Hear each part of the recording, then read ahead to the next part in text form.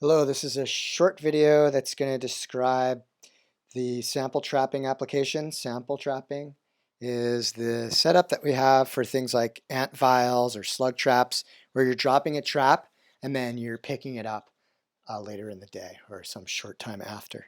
So the first thing you're going to do is you're going to log in and you're going to want to fetch the data. So fetching data does is it grabs all the data off the server and puts it onto the device. We may want to change the strategy here as we get lots and lots and lots of old traps. We probably don't need to grab all the old ones, only the drop downs. So to do something like that, you can just go and you can just update the drop downs, and that'll just update all the drop down lists on the app. So we're going to deploy a trap, and in order to deploy the trap, first thing we want to do is make sure we're at our current location. So you can click this dot on the top left, and that'll take you to your current location. And I have in my hand a vial with a QR code. So I'm going to click this plus on the bottom right, and I'm going to select deploy sample. And that's going to pop up my camera, and I can use that camera to scan this barcode. You can see once I scan the barcode, it fills in my form automatically. So it grabs the tag from the barcode. It also creates a unique name for the sample. That's using the date time and my initials. And then I fill in the rest of the form. So I need to fill in the trap type, which is ant vial. And you can customize these trap types and things on the website, actually.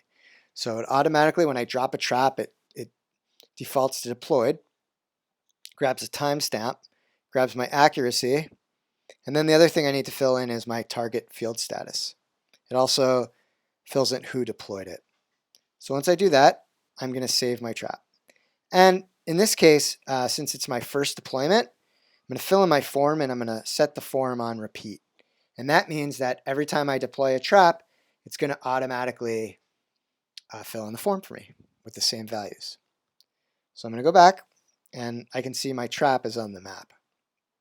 I'm going to deploy another trap, same thing, click deploy sample. The other way you can deploy a trap without the barcode scanner is you can click the plus on the right bottom, select new point feature, and select sample trap. And that'll also open up the form. It's already filled in, and I can type in my tag, or I can actually scan it from here too. So I can select the little barcode scanner, and I can come over and I can scan this other one, that's 101, and it does the same thing. And you can see my form is already filled in, so I just save. So pretty quick. And I have two samples. They're kind of both in the same spot. So now I'm going to show you how to retrieve a sample. So there are a few different methods that you can use to retrieve the sample. If you want to use the barcode scanner, you can come up here to the select features, search features, click the little barcode scanner and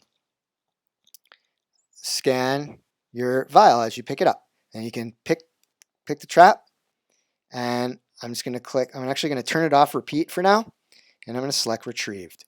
And you can see once I select retrieved, it timestamps when I retrieve the trap as well as my accuracy. And actually in the back end, it creates a new point for where you retrieve the trap.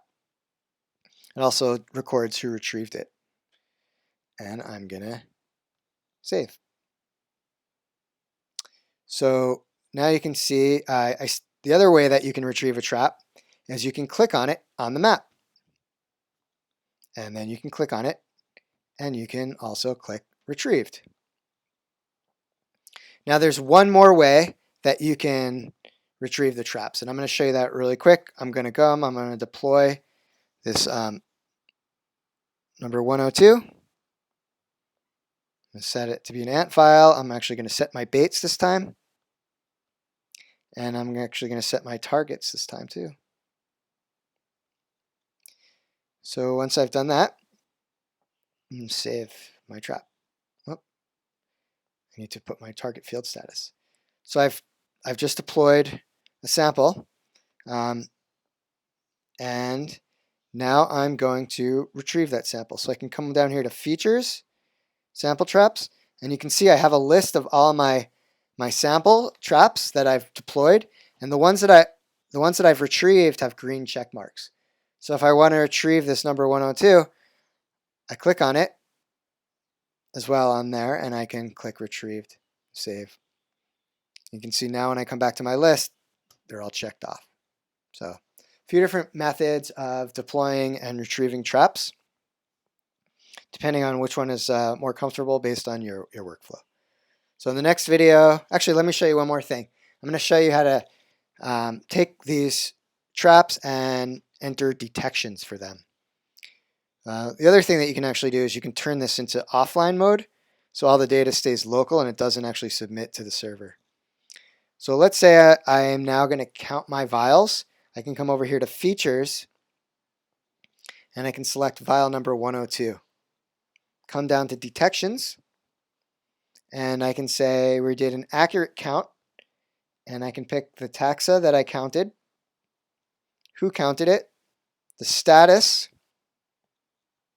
and I can put the number. I can either use this counter, or I can come in and I can type the number. I can take a picture as well, or if I wanted to add another taxon, I can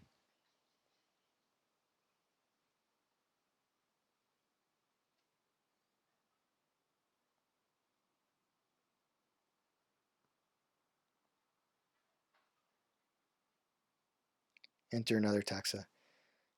And you can see now when I come back to my menu, it shows me that I have one item that still has to be synced. So I can come and I can switch back to online mode and I can push the data. That's going to upload the recorded data up to my server. So in the next video, I'll demonstrate the web interface and where the data goes.